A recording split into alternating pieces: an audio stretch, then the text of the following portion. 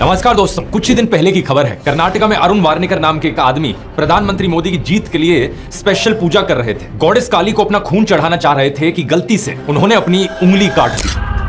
ये पीएम मोदी के इतने बड़े दीवाने हैं कि इससे पहले इन्होंने अपने घर के अंदर मोदी के लिए एक मंदिर भी बना दिया था। लेकिन अनफॉर्चुनेटली ये अकेले नहीं है। इन औरतों को देखिए, बीजेपी के टिकट पर तो कुत्ता भी खड़ा हो जाए हम जिता देंगे। ये सच है, अगर कुत्ता भी आएगा उसको भी जिताएंगे। ये तो फिर अंधविश्वास नहीं, भक्त हैं, अंधविश्वास नहीं है, हम भक्त हैं। अगर हमें 5000 का सिलेंडर भी मिलेगा तो हम 5000 का सिलेंडर लेंगे, 500 रुपए लीटर पेट्रोल ले लेंगे। बट मोदी सरकार अगेन 5000 का सिलेंडर और 500 रुपए लीटर पेट्रोल खरीदने को तैयार है। ये मान चुकी हैं कि मोदी महंगाई को कंट्रोल नहीं कर सकते, लेकिन फिर भी वोट मोदी को ही देंगी। एक आदमी बीजेपी सपोर्टर को चैलेंज कर रहा है कि वो एक अचीवमेंट गिना दे मोदी की, वो नहीं गिना पा रहा। अब बीजेपी का कोई ऐसा काम बताइए अच्छा जो सब बीजेपी को वोट दे। और इस बीजेपी सपोर्टर के पास कोई जवाब नहीं है इसका। ये अपनी पैंट उतारने को भी तैयार हो जाता है मोदी के लिए, अपना प्यार जताने के लिए। 40-50 लोगों के बीच में चैलेंज दे रहा हूँ, उसका कच्चा भी फटा हुआ है, ये चेक करा दे। ये आपका पैंट उतारवाने के चक्कर में वोट दोगे बीजेपी को? अगर मेरा दे दोगे ना, चलो उतार लो, सर लगा लो, उतार दो मोदी जी के लिए। यूट्यूब रिपोर्टर प्रवीण गौतम ने ग्राउंड पर जाकर जब एक अंकल से बात करी इन्फ्लेशन को लेकर, तो उन्होंने कहा कि उन्होंने बनियान पहननी छोड़ दी। महंगाई मेरे हिसाब से कोई ज्यादा नहीं हुई। अब मैं 10 साल से बनियान नहीं पहन रहा, देखो आप। पेट्रोल के दाम को लेकर कहते हैं कि लोगों को मोटरसाइकिल की जगह साइकिलें यूज करनी शुरू कर देनी चाहिए। मतलब आम आदमी बाइक पे ना चले, साइकिल पे चल। तो किसी ने बनियान पहननी बंद कर दी, किसी का अंडरवेयर फट गया। लोग जानते हैं कि लोकतंत्र कितना खतरे में है, लेकिन फिर भी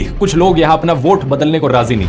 वोट अभी भी मोदी को ही देंगे। इस मोदी सपोर्टर का देखो क्या कहना था। सरकार जैसा कहेगी वैसा मान लेंगे, अपने विवेक का इस्तेमाल नहीं करेंगे। तो पढ़ा लिखा होने का मतलब ये बिल्कुल भी नहीं कि हम अपने दिमाग का इस्तेमाल करना चाहिए। मतलब कुछ लोग तो अपने दिमाग का इस्तेमाल ही नहीं करना चाहते। आप लोगों को ये बातें सुनकर शायद हंसी आ रही हो, ये चीजें फनी लग रही हो, लेकिन मेरी राय में एक बहुत ही शॉकिंग चीज है कि कैसे देश में हजारों लाखों लोगों का इस तरीके से ब्रेन वॉश कर दिया गया है। कुछ साल पहले मैं ऐसे लोगों का मजाक बनाया करता था, इन्हें अंधभक्त बुलाकर, लेकिन काफी टाइम से मैंने ये अंधभक्त शब्द भी इस्तेमाल करना बंद कर दिया। ये हमारे ही देश के लोग हैं। अगर हमें देश को बचाना है, आगे लेकर जाना है, तो साथ में मिलकर काम करना होगा। जैसा महात्मा गांधी जी ने कहा था, समाज में किसी भी तरीके का डिवीजन नहीं हो सकता, ना हिंदू मुसलमान के बीच, ना ब्राह्मण दलित के बीच, और ना अंधभक्त और लिबरल के बीच। We the people of India, हमें यूनाइटेड रहना होगा। इन लोगों का मजाक उड़ाने से इनमें कोई सुधार नहीं आएगा। हमें यह समझना होगा और इनको समझाना होगा कि कैसे ये मानसिक गुलाम बने। जानते हैं इस ब्रेन वॉशिंग के पीछे असलियत में कौन जिम्मेदार है? WhatsApp university.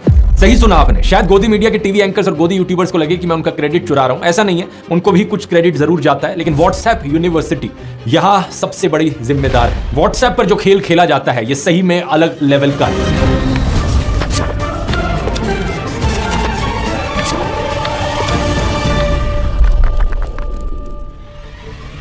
इस वीडियो को देखिए, आपने बयान जरूर कहीं ना कहीं देखा या सुना होगा कि भारत को आजादी 99 साल की लीज पर मिली है। वही मैं बता रही हूँ कि ये भी 99 साल की लीज पर ले पाए थे आप। अगर आप में इतनी कुब्बत थी तो पूरी आजादी लेते ना। उस टाइम क्यों आपने लीज पर ले ली? 99 साल की लीज पे? हाँ, ये जो आजादी हुई है ये 99 साल की लीज पर है। भारत कंप्लीटली आजाद नहीं है। ये बीजेपी युवा मोर्चा की पॉलिटिशियन है। क्या लगता है आपको ये बात इन्हें कहां से पता चली? ऑब्वियसली व्हाट्सएप से। अफसोस की बात यह है कि व्हाट्सएप यूनिवर्सिटी एक बहुत गहरी सुरंग है, और ज्यादातर टाइम जो मैसेजेस यहां फैलाए जाते हैं वो ना सिर्फ झूठे होते हैं, बल्कि इससे 10 गुना ज्यादा खतरनाक भी होते हैं। एक पूरा ऑर्गेनाइज्ड माफिया है, एक सिस्टम है जो पीछे से चलाया जा रहा है लोगों को ब्रेन वॉश करने के लिए। एग्जैक्टली ये कैसे किया जाता है इसकी आगे बात करते हैं, लेकिन इससे पहले ये समझते हैं कि गोदी मीडिया के कंपैरिजन में व्हाट्सएप 10 गुना ज्यादा खतरनाक क्यों है। इसके पीछे एक सिंपल सा कारण है। गोदी मीडिया एंकर्स को डर रहता है पुलिस केसेस और FIRs का। इस न्यूज 18 के एंकर अमन चोपड़ा को ही देख लीजिए। ये अव्वल दर्जे का बेशर्म इंसान है। वैसे तो इसका नाम अमन है, जिसका मतलब शांति होता है, लेकिन इसको अशांति फैलाने के लिए NBDSA के जाने कितने नोटिस मिल चुके हैं, फाइन भी लग चुके हैं इस पर। अपने सेठ मुकेश अंबानी का नाम ये मिट्टी में मिला रहा है, लेकिन व्हाट्सएप यूनिवर्सिटी के मुकाबले में ये पीछे क्यों रह जाता है? क्योंकि FIR का डर होता है। राजस्थान में हो रही मंदिर की डिमोलिशन को लेकर अमन चोपड़ा ने फेक न्यूज फैलाई थी। अपने प्रोग्राम में इसने कहा कि कैसे मस्जिद के गेट को जब बुलडोजर ने तोड़ा जहांगीरपुरी में, तो राजस्थान में उस वक्त की कांग्रेस सरकार ने बदला लिया राजस्थान में एक मंदिर को तोड़कर। यही झूठी खबर बीजेपी राजस्थान ने भी फैलाई थी। कई मीडिया ऑर्गेनाइजेशंस ने इस बात को फैक्ट चेक किया था और इसे झूठा साबित कर दिया था, जैसे कि क्विंट ने। असलियत में इस मंदिर को पहले तोड़ा गया था, और जब यह हुआ था तब म्यूनिसिपैलिटी में बीजेपी के मेंबर्स थे। जब ये बात सामने आई तो बीजेपी राजस्थान ने तो अपना ट्वीट डिलीट कर दिया, लेकिन अमन चोपड़ा के खिलाफ 3 FIR फाइल करी गई। धर्म के नाम पर लोगों को भड़काने के लिए, कम्युनल हार्मनी डिस्टर्ब करने के लिए। राजस्थान की पुलिस अमन चोपड़ा को अरेस्ट करने भी आई थी, लेकिन फिर यूपी की पुलिस ने इंटरवीन कर लिया और अमन चोपड़ा किसी तरीके से बचकर निकल गया। अर्नब गोस्वामी का भी यही हाल है। आपने खबर सुनी होगी महाराष्ट्र के पालघर में कि कैसे 2 साधुओं और उनके एक साथी की लिंचिंग हो गई थी। इसके पीछे कारण था सोशल मीडिया पर फैली अफवाह कि वो चाइल्ड किडनैपर थे। इसके चलते पुलिस ने 101 लोगों को अरेस्ट भी कर लिया था, लेकिन इसके एकदम बाद व्हाट्सएप यूनिवर्सिटी पर एक झूठा मैसेज फैलाया जाता है। यह कहा जाता है कि इन साधुओं को तो एक्चुअली में मुस्लिम्स ने मारा। उस वक्त के होम मिनिस्टर अनिल देशमुख ने यह बात क्लैरिफाई भी करी थी कि 101 लोगों को जिनको अरेस्ट किया गया उनमें से एक भी मुस्लिम नहीं था। लेकिन इस झूठ को रिपब्लिक टीवी के एंकर अर्नब गोस्वामी ने बेशर्मी से अपने चैनल पर फैलाया। of the killing of 2 Hindu sadhus wearing saffron clothes easily identifiable. She insists this is not communal at all. Does it make any sense to you? नतीजा ये हुआ कि अर्नब के खिलाफ एक एफआईआर दर्ज करी गई। सेम कहानी है अमीश देवगन की, न्यूज 18 के एक और एंकर। इन्होंने बहुत ही गंदी भाषा का इस्तेमाल किया सूफी सेंट ख्वाजा मोइनुद्दीन के खिलाफ। बाद में एक अपॉलॉजी भी ट्वीट करी थी ये कहते हुए कि एक्चुअली में अलाउद्दीन खिलजी की बात करना चाह रहे थे, लेकिन बाय मिस्टेक इनके मुंह से ख्वाजा मोइनुद्दीन निकल गया। लेकिन इस चीज को लेकर इनके खिलाफ एक एफआईआर दर्ज करी गई और सुप्रीम कोर्ट ने यह भी कहा कि इन्हें ट्रायल फेस करना होगा। एक और एग्जांपल देखो, सुधीर चौधरी जब ये जी न्यूज पर काम करते थे, एक बड़ा ही नॉनसेंस फ्लो चार्ट व्हाट्सएप पर वायरल हो रहा था, जिसमें एक झूठी थ्योरी दिखाई जा रही थी कि कैसे अलग अलग तरीके के जिहाद होते हैं। हार्ड जिहाद, सॉफ्ट जिहाद, कट्टर जिहाद, वैचारिक जिहाद है, इकोनॉमिक जिहाद, आर्थिक जिहाद, हिस्ट्री जिहाद, मीडिया जिहाद। सुधीर ने बड़ी बेशर्मी से इस व्हाट्सएप यूनिवर्सिटी के झूठ को अपने टीवी प्रोग्राम पर दिखाने की कोशिश करी, लेकिन नतीजा इनके खिलाफ एक एफआईआर दर्ज हो जाती है इसको लेकर। तो गोदी मीडिया के एंकर्स अपनी तरफ से कोशिश पूरी करते हैं झूठी खबरें फैलाने की, समाज में नफरत का जहर घोलने की, रुपए के गिरने के फायदे बताते हैं, महंगाई पर सरकार को डिफेंड करते हैं। रुपए के गिरने के अगर नुकसान है तो कुछ फायदे भी हैं। युवाओं को बेरोजगारी के लिए जिम्मेदार ठहराते हैं, आम जनता को मुफ्तखोर बताते हैं, किसानों को खालिस्तानी बताते हैं। लेकिन इन सब के बाद भी ये व्हाट्सएप यूनिवर्सिटी का मुकाबला नहीं कर पाते, क्योंकि फैक्ट चेक और एफआईआर का डर लगा रहता है। लेकिन व्हाट्सएप यूनिवर्सिटी पर जो लोग खतरनाक माफिया चला रहे हैं, उन लोगों को किसी चीज का डर नहीं है। व्हाट्सएप पर आपको मैसेज आता है किसी जानने वाले से, आप उसके झूठ को पकड़ लेते हो और बताते हो कि असली फैक्ट्स क्या है। वो आपको सिंपली जवाब में कहता है, ओ अच्छा ऐसा है, मुझे तो किसी और ने फॉरवर्ड किया था ये मैसेज। एक व्हाट्सएप मैसेज को पता नहीं कितनी हजारों लाखों बार फॉरवर्ड किया जा चुका है। कोई नहीं जानता कि सबसे पहले वो मैसेज किसने भेजा था, तो किस पर एफआईआर करी जाएगी। अब सरकार चाहे तो इस चीज को ट्रैक कर सकती है और एक्शन ले सकती है। जैसे कि कर्नाटका में एक 32 साल के call centre employ Mohammad Azam को 50 लोगों के मॉब के द्वारा मार दिया गया था, क्योंकि व्हाट्सएप पर एक झूठा मैसेज फैला था कि वो बंदा चाइल्ड किडनैपर था। बिल्कुल वही चीज जो पालघर के केस में हुई थी। लेकिन यहां क्योंकि सरकार और पुलिस ने एक्शन लिया, तो 25 लोग जो उस भीड़ का हिस्सा थे उन्हें अरेस्ट किया जाता है और पता लगाया जाता है कि एक्चुअली में ये मैसेज कहां से निकल कर आया था। जिस व्हाट्सएप ग्रुप में ये मैसेज फैलाया गया, उस ग्रुप के एडमिन को भी अरेस्ट किया गया। तो सरकार चाहे तो इस झूठों की फैक्ट्री को तुरंत बंद कर सकती है। लेकिन प्रॉब्लम पता है क्या है? चिंगारी कोई भड़के तो सावन उसे बुझाए, सावन जो आग लगाए तो उसे कौन बुझाए। जब इस व्हाट्सएप माफिया को चलाने वाला खुद बीजेपी आईटी सेल है, तो बीजेपी की सरकार उसे क्यों रोकेगी? सिंगापुर के एक न्यूज चैनल ने हाल ही में एक डॉक्यूमेंट्री निकाली थी, जिसमें उन्होंने बीजेपी आईटी सेल के एक एम्प्लॉय का इंटरव्यू किया था। सुनिए उसका क्या कहना था। मेरा नाम अनिल कुमार, मैं बीजेपी आईटी सेल में काम करता हूँ। एक टीम होती है कमेंट सेक्शन में जो कमेंट करती है, और हमारा मेन काम होता है उस टीम का, शायद डिफेम का। वो चीज़ें अपलोड करते हैं, उन्हीं के कमेंट सेक्शन में हम जाके उनको डिफेम करते हैं। ये माफिया सीधा ऊपर से ऑपरेट किया जा रहा है। हाल ही में एक झूठी प्रोपेगेंडा फिल्म आई थी केरला स्टोरी नाम से। इस फिल्म में कहा गया था 32,000 हिंदू और क्रिश्चियन लड़कियों ने केरला से जाकर आईसिस को ज्वाइन किया। मैंने इस पर एक पूरा अलग से वीडियो बनाया था इसके प्रोपेगेंडा को डिबंक करते हुए। झूठ पकड़े जाने के बाद फिल्म बनाने वाले लोगों ने खुद कहा कि इनके पास कोई सोर्सेज नहीं थे अपने क्लेम को बैकअप करने के लिए। 32,000 एक झूठा नंबर था और असली फिगर यहां पर सिर्फ 3 था। सुप्रीम कोर्ट ने भी फिल्म के प्रोड्यूसर को कहा कि फिल्म के पहले एक डिस्क्लेमर चलाया जाए कि ये सिर्फ एक फिक्शनलाइज्ड अकाउंट है, यानी ये कहानी असली नहीं है। लेकिन प्रधानमंत्री मोदी ने खुद इस झूठे नफरतखोर प्रोपेगेंडा को प्रमोट किया अपनी इलेक्शन स्पीच में। आतंकी साजिश पर बनी फिल्म ये केरला स्टोरी की इन दिनों काफी चर्चा है। मैं बार बार पीएम मोदी को कहता हूं, थोड़ी मर्यादा रखिए, क्योंकि आपकी हरकतें देखकर हमें सेकंड हैंड एम्बैरेसमेंट फील होती है। लेकिन अब इस फिल्म को दूरदर्शन पे भी स्क्रीन किया गया। होम मिनिस्टर अमित शाह भी अपने एक भाषण में खुद की तारीफ कर रहे थे कि कैसे उनके बीजेपी आईटी सेल के पास काबिलियत है किसी भी झूठ को पूरे देश में फैलाने की। जनता के अंदर पहुंचाने का, चाहे खट्टा हो, चाहे मीठा हो, चाहे सच्चा हो, चाहे झूठा हो, ये काम कर सकते हैं। अगर वो इसलिए हो पाया कि हम 32 लाख व्हाट्सएप का एक ग्रुप बनाकर खड़े थे, तब जाकर इंटरनेट का काम हुआ। तो जब प्रधानमंत्री मोदी और होम मिनिस्टर अमित शाह खुद ही ऐसी हरकतें करेंगे, तो ये क्यों रोकेंगे व्हाट्सएप यूनिवर्सिटी को? इस माफिया को किसी ने रोका नहीं, इसलिए अब ये एक हैवान बन चुका है। बिना किसी देरी के आइए अब इसे गहराई से समझते हैं। व्हाट्सएप माफिया के मेनली 4 डिपार्टमेंट्स हैं और ये चारों डिपार्टमेंट्स हिंदुओं को अपना निशाना बनाते हैं। आप पूछोगे ऐसा क्यों? इसके पीछे एक बड़ा सीधा कारण है। किसी भी तानाशाह को अगर देश को डिक्टेटरशिप बनाना है, तो उसे देश की मेजॉरिटी कम्युनिटी पर अपना कंट्रोल जमाना होगा। जो भी देश में मेजॉरिटी कम्युनिटी के लोग हैं, उन्हें ब्रेन वॉश करना होगा। जर्मन डिक्टेटर हिटलर का एग्जाम्पल लो, तो उसने एथनिक जर्मन आर्यंस को अपना निशाना बनाया था, उस वक्त वहां की मेजॉरिटी कम्युनिटी। इन्हें ब्रेन वॉश करने के लिए एक झूठा डर का माहौल बनाया ज्यूज को लेकर। यह कहा कि देखो ज्यूज से देश को कितना बड़ा खतरा है, और भड़काया इन्हें। पाकिस्तानी डिक्टेटर का एग्जांपल लेकर देख लो, जिया उल हक। पाकिस्तान में मेजॉरिटी कम्युनिटी सुन्नी मुस्लिम्स की है, तो उन्हें निशाना बनाया गया और नफरत फैलाई गई हिंदूज, क्रिश्चियंस, शिया मुस्लिम्स और अहमदिया मुस्लिम्स के खिलाफ। मेजॉरिटी कम्युनिटी को धर्म के नाम पर भड़काकर उनका ब्रेन वॉश करना है। बीजेपी के जो आइडियोलॉजिकल रोल मॉडल्स हैं, वो सावरकर और गोलवलकर जैसे लोग रहे हैं। मैंने एक पिछले वीडियो में आपको बताया था कि कैसे ये दोनों ही हिटलर के सेल्फ डिक्लेयर्ड फैन बॉयज थे। इनकी राय में हिंदू, सिख्स, बुद्धिस्ट और जैन्स तो सब हिंदूज थे और मुस्लिम्स और क्रिश्चियंस एक्सक्लूडेड थे। सावरकर और गोलवलकर जैसे लोगों का यहाँ एक और भी एजेंडा था। उन्हें मनुस्मृति बुक बड़ी पसंद आती थी, जो बहुत बहुत ही कास्टिस्ट चीजों से भरी हुई है। देश के संविधान को बनाने वाले डॉक्टर BR अम्बेडकर ने इस किताब को जलाया था।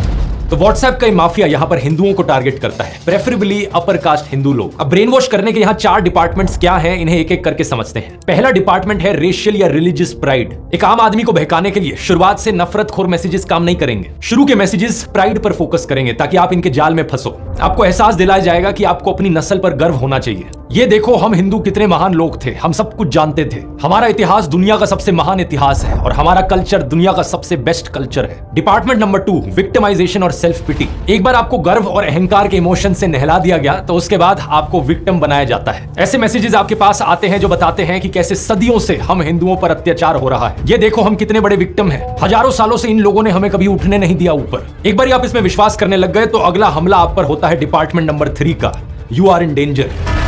आप पर ना सिर्फ सदियों से अत्याचार हो रहे हैं बल्कि आप आज अभी भी खतरे में हो। हर हफ्ते हर दिन आप पर झूठे मैसेजेस की बौछार करी जाती है। ये देखो ये आपके घरों के अंदर आपको मार देंगे, ये देखो वहां पर क्या हुआ, ये देखो वहां पर कैसे साधुओं को मार दिया, आपके साथ भी हो सकता है किसी दिन। और कौन है ये लोग जो आपके पीछे पड़े हैं? ये मुस्लिम्स हैं, क्रिश्चियंस हैं, खालिस्तानी हैं और जो आदमी एंटी बीजेपी है वो सब इनके साथ मिले हुए हैं। कांग्रेस, आम आदमी पार्टी, सारी ऑपोजिशन पार्टीज, वामपंथी, टुकड़े टुकड़े gang, George Soros, Pakistan, China, USA, Russia, सारी इंटरनेशनल एजेंसी सब आपके खिलाफ हैं। आप खतरे में हो और जब ये डर आपके अंदर भर दिया जाएगा, इस डर को बचाने के लिए आएगा डिपार्टमेंट नंबर 4, मोदी की कल्ट ऑफ पर्सनैलिटी। कौन आपको बचाएगा? मोदी जी आपको आकर बचाएंगे। मोदी जी हमारे लॉर्ड एंड सेवियर हैं। व्हाट्सएप मैसेजेस पर आपको एहसास दिलाया जाएगा कि मोदी कोई इंसान नहीं, वो तो कृष्ण के अवतार है, राम के अवतार है। किसी भी इलेक्शन से एकदम पहले स्पेशली ये 3rd और 4th डिपार्टमेंट सबसे ज्यादा एक्टिवेट होते हैं। आपके पास व्हाट्सएप मैसेजेस आएंगे, अगर हिंदुओं को बचाना है तो सिर्फ बीजेपी को ही वोट दो। जस्टिफिकेशन क्रिएट करने के लिए अनगिनत झूठी कहानियां रची जाएंगी। तो शॉर्ट में एक बारी फिर से आप क्रोनोलॉजी समझिए। डिपार्टमेंट 1 आप हिंदू महान हो। डिपार्टमेंट 2 आप पर सदियों से जुल्म होता आया है। डिपार्टमेंट 3 आप खतरे में हो और डिपार्टमेंट 4 मोदी और बीजेपी आपको आकर बचा लेंगे। यहां जिस इमोशन के रोलर कोस्टर पर आपको भेजा जा रहा है, ध्यान दो कितना खतरनाक है वो। पहले प्राइड का इमोशन, एरोगेंस, अहंकार, फिर सेल्फ पिटी, फिर नफरत और फियर, डर। कोई हैरानी की बात नहीं कि ये सब सुनने के बाद एक आम इंसान मानसिक गुलाम बन जाता है। और यही चीज दोस्तों हिटलर के समय में भी होती थी। हालांकि उस वक्त कोई व्हाट्सएप नहीं था, लेकिन अखबार, रेडियो और फिल्मों के माध्यम से यही 4 डिपार्टमेंट्स का इस्तेमाल किया जाता था लोगों को ब्रेन वॉश करने के लिए। पहला, इन सभी जर्मन आर्यंस को कहा जाता था कि आपकी नस्ल कितनी महान है, आप कितने महान लोग हो, आप सबसे उच्च जाति की प्योरेस्ट रेस हो। दूसरा, लेकिन आज आप देखो कितने बड़े विक्टिम हो, हमारी इकोनॉमी का सत्यानाश हो गया है, हमारा देश कितनी मुसीबतों से गुजर रहा है और इस सब के लिए जिम्मेदार है वो यहूदी लोग। तीसरा, आप खतरे में हो, देखो वो ज्यूज आकर हमारे देश को खत्म कर देंगे, वो आपके घरों में घुसकर आपको मार देंगे। और चौथा, डरने की कोई बात नहीं, हमारे सुप्रीम लीडर आकर हमें बचा लेंगे। ये हिटलर हमारे भगवान के अवतार हैं जो सारी परेशानियों से मुक्ति दिलाएंगे। एक से बढ़कर एक स्ट्रैटेजी जो उस समय इस्तेमाल करी जाती थी दोस्तों, आप देखोगे कि कैसे आज व्हाट्सएप के जरिए आपको ब्रेन वॉश करने के लिए इस्तेमाल करी जा रही है। और डिटेल में जानना है चैट जीपीटी से पूछकर देखो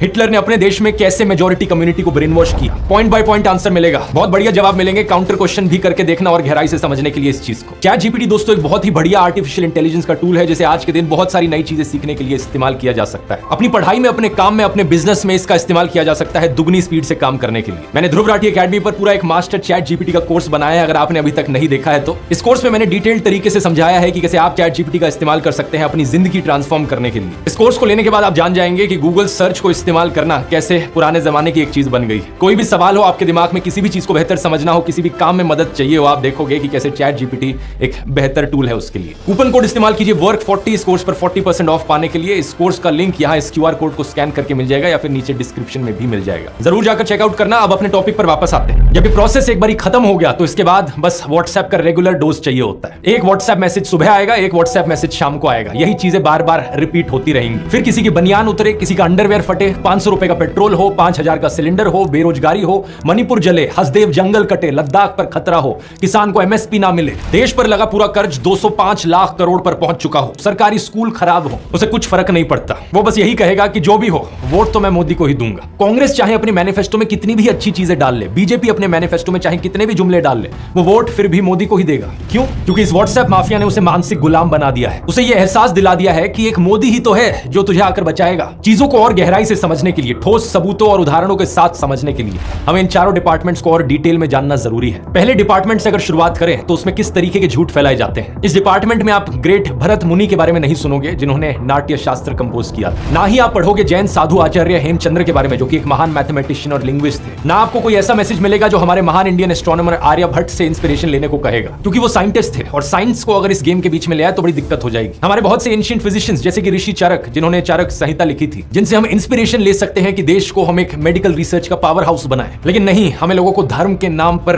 प्राइड की फीलिंग देनी है। तो इस व्हाट्सएप यूनिवर्सिटी में मेजरली आपको रिलीजन, माइथोलॉजी और राजाओं की कहानियां सुनने को मिलेंगी। और यहाँ पर भी रामायण और भगवत गीता जैसे स्क्रिप्चर्स की अच्छी चीजें आपको नहीं पढ़ाई जाएंगी। आपको ये नहीं बताया जाएगा कि भगवान राम की तरह हम्बल कैसे बनना है या अहंकार को कैसे खत्म करना है। बस प्राइड, प्राइड और प्राइड, सिर्फ गर्व और अहंकार आपके अंदर जगाया जाएगा। इसके लिए आपको झूठे मैसेजेस भेजे जाएंगे जिसमें कहा गया हो कि वेदास में तो सब कुछ लिखा था, कोरोना वायरस का क्योर वहां था, कैंसर का क्योर वेदास में मौजूद था, टेस्ट ट्यूब बेबीज हजारों साल पहले हिंदुओं के देखने को मिलते थे, सब कुछ हमारे हिंदू स्क्रिप्चर्स में था और ये एक अमेरिकन यूनिवर्सिटी ने भी साबित किया है। ऐसे ही वो मैसेजेस लिखे आते हैं। ये मत पूछना कि कौन सी यूनिवर्सिटी, कौन से रिसर्चर और इसके पीछे सबूत क्या है। इन चीजों पर सवाल मत करना, नहीं तो आप एंटी हिंदू बन जाओगे। साइंस इज डोप जैसे यूट्यूब चैनल्स हैं जो इन स्यूडो साइंटिफिक क्लेम्स को डिबंक करते हैं, इन झूठों को पकड़ते हैं। लेकिन ऐसे झूठ पकड़ना आसान नहीं है, क्योंकि व्हाट्सएप माफिया फिर आपको ही एंटी हिंदू घोषित कर देता है। लाला रामदेव जो कोरोनिल के नाम पर हिंदुओं को बेवकूफ बनाते हैं। 3 दिन के अंदर 69% रोगी नेगेटिव हो जाएं, 7 दिन के अंदर 100% रोगी नेगेटिव हो गए। ये बहुत बड़ी बात। रिपोर्ट्स आई हैं कि उनके शहद में चाइनीज सिर्फ मिला होता है। गलत एड्स वो छापते हैं, लेकिन क्योंकि वो बीजेपी की साइड पर है और यहाँ किसी भी तरीके से वो प्राइड की फीलिंग जगाई जा रही है, उन्हें काम करने दिया जाता है। लेकिन अगर एक पढ़े लिखे हेप्टोलॉजिस्ट डॉक्टर एबी फिलिप्स यहाँ पर रिसर्च, एक्सपेरिमेंटेशन और एम्पेरिकल एविडेंस की बात करेंगे तो उन पर आरोप लगाया जाता है एंटी हिंदू होने का। इसके कई सारे उदाहरण मौजूद हैं। जग्गी वासुदेव जो प्राउडली कहते हैं कि उन्होंने कोई हिंदू स्क्रिप्चर्स नहीं पढ़े। Somebody who reads a book and talks that is plagiarism. I read no book.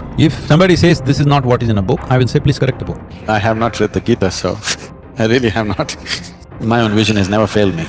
So I always kept away from all scriptures because I didn't want to clutter myself with something or the other. खुद भी कहते हैं कि spiritual books पढ़ने की कोई जरूरत नहीं, वो बीजेपी के फेवरेट हिंदू गुरु हैं। लेकिन आचार्य प्रशांत जिन्होंने सारे स्क्रिप्चर्स एक्चुअली में पढ़े हुए हैं और आपको वैल्यूज सिखाते हैं जो भगवत गीता में दी गई हैं, उन्हें एंटी हिंदू बनाने की कोशिश की जाती है क्योंकि वो व्हाट्सएप माफिया के एजेंडा के खिलाफ जाते हैं। एरोस्पेस टेक्नोलॉजी, इलेक्ट्रोस्टैटिक्स, थर्मोडायनेमिक्स, वो सब खोज के निकाल लाते हैं। ये देखो, ये रहा, ये अपमान है। मिलता कहाँ से इनको ये सब? कल्पना से मिलता है और कहाँ से मिलता है? यूट्यूबर्स का ही एग्जांपल लेकर देख लो। अगर वहां एक यूट्यूबर है जो रोज माँ बहन की गालियां देता है, बेटिंग गैम्बलिंग एप्स प्रमोट करता है, हिंदुओं को गुमराह करता है, लेकिन अपने पीछे जय श्री राम लिख के रखता है, वो परफेक्ट हिंदू बन जाता है वहां व्हाट्सएप माफिया के लिए, क्योंकि वो उनका एजेंडा आगे बढ़ा रहा है। लेकिन अगर मैं यहाँ पर स्वामी विवेकानंद की बात करूं अपने वीडियोस में, आदि शंकराचार्य की टीचिंग्स आपको समझाऊं, रामायण से जो सीख मिली है उस पर 2 डिटेल्ड वीडियोस बनाऊं, भगवत गीता के मैसेजेस आपको पढ़कर सुनाऊं, तो मेरे को ये लोग एंटी हिंदू घोषित करने पर तुले रहते हैं। क्यों? क्योंकि मैं इनकी तरह झूठ नहीं बोलता। मैं आपको यहाँ कोई गर्व नहीं ऑफर कर रहा जो व्हाट्सएप माफिया इनका कर रहा है। आपको लोगों को अपना दिमाग स्विच ऑफ करना इस फर्स्ट डिपार्टमेंट से ही सिखाया जाने लगता है। कहानी आपको सुनाई जाती है ये कहकर कि देखो हवन से एक्चुअली में ऑक्सीजन रिलीज होती है,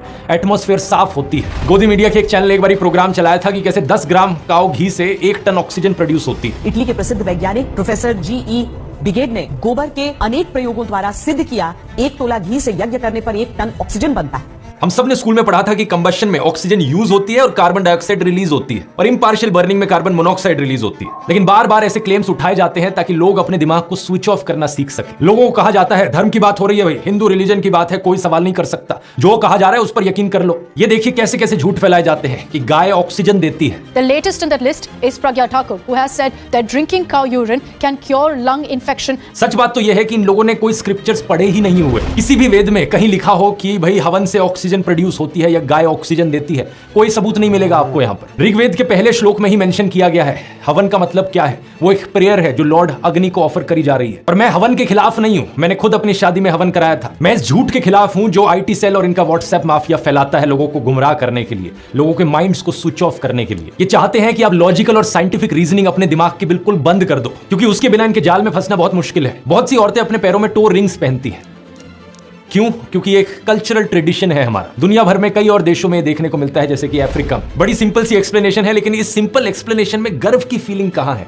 कोई प्राइड नहीं आ रही। तो व्हाट्सएप माफिया क्या करेगा? आपको इसके हेल्थ बेनिफिट्स गिनाने शुरू कर देगा। ये देखो एक्चुअली में टो रिंग्स पहनने के साइंटिफिक रीजंस क्या होते हैं। दैनिक जागरण से लेकर यूट्यूब चैनल्स पर, इंडिया टुडे पर, जग्गी वासुदेव, हर कोई अपने अलग अलग कारण सुनाता है। सबके पीछे मकसद एक है, आपके अंदर वो गर्व की फीलिंग जगाना। वो गर्व की फीलिंग जो रैशनल हिस्टोरिकल एक्सप्लेनेशन से नहीं आने वाली। जग्गी वासुदेव ने अनुपम खेर से बात करते वक्त एक बार कहा था कि आपकी बॉडी पर अगर मेटल को स्ट्रेटेजिक प्लेसेस पर लगाया जाएगा तो आप अपनी बॉडी से एक्सीडेंटली निकल नहीं पाओगे। अगर आपके शरीर में कुछ विशेष जगहों पर मेटल हो तो आप गलती से शरीर नहीं छोड़ेंगे। कोई सेंसेस बात नहीं। कुछ और व्हाट्सएप मैसेजेस आपको सुनाएंगे कि जो सेकंड टो फिंगर है उस पर एक नर्व हमारे हार्ट से पास करती है, जो यूटरस से रिलेटेड है। दैनिक जागरण कहता है इससे वुमेन की फर्टिलिटी बढ़ती है। जिंदगी.com पर लिखा है इससे यूटरिन डिजीजेस और हार्ट रिलेटेड डिजीजेस के चांसेस कम होते हैं। ये कहने को ये भी लिख देते हैं कि साइंटिफिक स्टडीज ने इसे प्रूव किया है। बताओ जरा कौन सी साइंटिफिक स्टडी ने इसे प्रूव किया है? इंडिया टुडे ने अपने आर्टिकल में छाप रखा है कि इससे यूटरस का ब्लड प्रेशर चेक में रहता है और एक औरत की मेंस्ट्रुअल साइकिल कंट्रोल में रहती है। अपनी हेडिंग में लिखते हैं बेनिफिट्स एज पर वेदास। जरा मुझे बता दो इंडिया टुडे वालों कि किस वेद के कौन से श्लोक में ये चीज लिखी हुई है? कहीं इसका सबूत नहीं मिलेगा आपको, कहीं पर ऐसा नहीं लिखा। किसी भी बच्चे ने अगर क्लास 10th की बायोलॉजी पढ़ी है तो वो जानता होगा कि नर्व्स का नेटवर्क हमारी पूरी बॉडी में फैला हुआ है। इस बात का कोई सेंस ही नहीं है कि एक सेकंड टो फिंगर की नर्व हमारे दिल से गुजर रही हो। लेकिन जो लोग अक्सर इस व्हाट्सएप यूनिवर्सिटी का शिकार बनते हैं वो इतने पढ़े लिखे हुए नहीं होते। कुछ लोग होते हैं जिन्होंने पढ़ लिख कर एग्जाम पास किए होते हैं, लेकिन वो पढ़े लिखे लोग अनपढ़ के बराबर ही हैं अगर उन्हें अपनी नॉलेज अप्लाई करनी नहीं आती तो। एक और ऐसा क्लेम व्हाट्सएप पर फैलाया जाता है कि तिलक लगाने से हमारे फोरहेड की जो ट्राइगेमिनल नर्व होती है वो प्रेस होती है। इससे हमारे साइनसेस क्लियर हो जाते हैं। अब ट्राइगेमिनल नर्व जैसा हैवी शब्द व्हाट्सएप यूनिवर्सिटी के स्टूडेंट्स को बेवकूफ बनाने के लिए काफी है, लेकिन एक्चुअली में अगर आप डायग्राम देखोगे तो ये जो ट्राइगेमिनल नर्व के एंड पॉइंट्स हैं ये हमारे माथे पर नहीं है, एक्चुअली में आईब्रोज के ऊपर है, चीक्स पर है और चिन पर है। इस डायग्राम को आप देख सकते हो। और इन पॉइंट्स पर भी प्रेस करने से कोई साइनस क्लियर नहीं होता, ये बिल्कुल बकवास है। असलियत में तिलक लगाना हमारा एक रिलीजियस और कल्चरल ट्रेडिशन है जिसका अपना महत्व है। उद्धव पुंड्र तिलक को लेकर वसुदेव उपनिषद में लिखा है ये 3 लाइनें त्रिमूर्ति की रिमाइंडर है, ब्रह्म, विष्णु और महेश, या फिर 3 रियलिटीज, माया, ब्रह्म और आत्मा। ये एक स्पिरिचुअल रीजन है, एक ट्रेडिशनल रीजन है। अगर आप व्हाट्सएप की बकवास पर यकीन करोगे तो आप उस स्यूडो साइंटिफिक बकवास को असली रीजन मानने लग जाओगे और ये जो रियल स्पिरिचुअल रीजन है इसे आप इग्नोर कर दोगे। तो एंटी हिंदू मैं नहीं, ये व्हाट्सएप माफिया है सबसे बड़ा एंटी हिंदू, जो सभी हिंदुओं को गुमराह कर रहा है ये झूठी कहानियां सुनाकर। ये लोग साइंस की इतनी बात करते हैं इन व्हाट्सएप मैसेजेस में, लेकिन हमारी सरकार का जो रिसर्च का बजट है उसे देखा है कभी? हर साल हमारे साइंस एंथुजियास्ट और साइंटिस्ट कहते हैं कि इतनी कम एलोकेशन क्यों की जा रही है रिसर्च और डेवलपमेंट पर देश में। 2021 में इजराइल ने 5.55% अपने जीडीपी का रिसर्च और डेवलपमेंट में खर्च किया।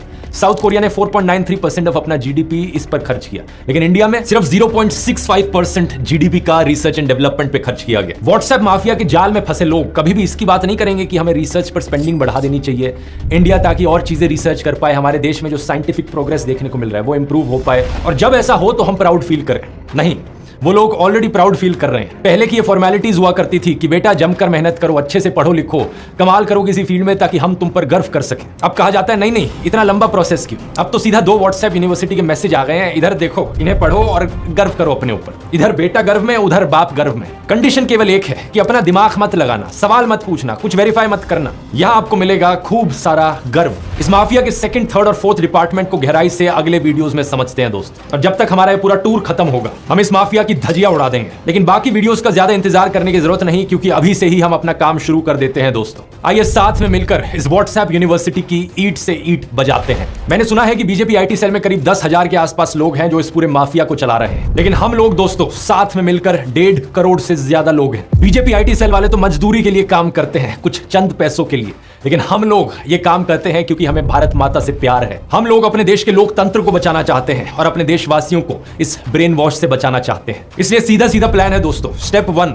मेरे व्हाट्सएप चैनल को जाकर ज्वाइन करो। ये QR कोड है, स्कैन कर सकते हो इसे, या इसका लिंक नीचे डिस्क्रिप्शन में भी मिल जाएगा। ज्वाइन करने के बाद बेल आइकन पर जरूर दबाना ताकि जब भी मैं व्हाट्सएप मैसेज भेजूं आपको वो मैसेज मिल जाए। स्टेप 2, हर रोज के मैं 1 या 2 मैसेजेस इसमें भेजूंगा और आप सारे 1.5 करोड़ लोग 100 कॉन्टैक्ट्स को अपने इन मैसेजेस को फॉरवर्ड करना। हम 1 करोड़ लोग मिलकर मिशन 100 करोड़ अचीव करेंगे। इनके माफिया के जो कुछ हजार मैसेजेस व्हाट्सएप पर सर्कुलेट करते रहते हैं, हम 1 करोड़ लोग मिलकर हर दिन के 100 करोड़ मैसेजेस सर्कुलेट करेंगे। हम ऐसी आंधी लेकर आएंगे कि इनके व्हाट्सएप माफिया का नामो निशान मिट जाएगा अगले 1 महीने में। स्टेप 3, अगर मेरे यूट्यूब या व्हाट्सएप चैनल को ये लोग हटाने की कोशिश करते हैं तो बैकअप के तौर पर मेरी iOS और एंड्रॉइड ऐप स्टोर्स पर एक ऐप है, ध्रुव राठी ऐप है। इसका लिंक भी नीचे डिस्क्रिप्शन में मिल जाएगा। इसे बैकअप के तौर पर डाउनलोड करो ताकि मैं आप तक हमेशा संदेश पहुंचा पाऊं। यह ऐप अपने आप में एक व्हाट्सएप चैनल की तरह काम करेगी, जहां यहाँ पर मैं मैसेजेस भेजूंगा और आप उन मैसेजेस को सीधा फॉरवर्ड कर सकते हो अपने व्हाट्सएप कॉन्टैक्ट्स को। स्टेप 4, आप लोग भी कैमरा उठाओ और 1-1 मिनट के शॉर्ट वीडियोस बनाने शुरू करो इनके झूठ पकड़ते हुए। मैं अकेले एक हफ्ते में कितने वीडियोस बना सकता हूं इसकी लिमिट है,